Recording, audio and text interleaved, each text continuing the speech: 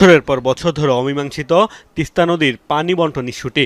বলা হয়, অভিন্ন নদীর পানি বণ্টন না হওয়ায় ক্ষতিগ্রস্ত বাংলাদেশের উত্তরাঞ্চলের 2 কোটি মানুষ।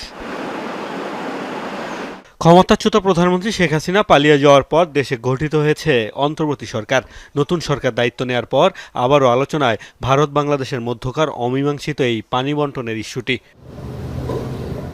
প্রেস ট্রাস্ট অব ইন্ডিয়া বা পিটিআইকে দেয়া সাক্ষাৎকারে তিস্তা নদীর পানি বণ্টন ইস্যুতে বাংলাদেশের অবস্থান তুলে ধরেন অন্তর্বর্তী সরকার প্রধান ডক্টর মোহাম্মদ ইউনূস। আমরা বিভিন্ন সময়ে এ বিষয়ে কথা বলেছি। পাকিস্তান শাসনামল থেকেই এই নিয়ে আলোচনা শুরু। আমরা সবাই যখন চুক্তি চূড়ান্ত করতে চেয়েছি, এমনকি ভারত সরকারও প্রস্তুত ছিল, তখন পশ্চিমবঙ্গের রাজ্য সরকার এর জন্য তৈরি ছিল না। আমাদের এটির সমাধান করা প্রয়োজন।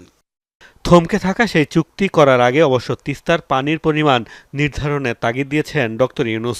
বলেন, সবকিছু হতে হবে আন্তর্জাতিক আইন অনুযায়ী।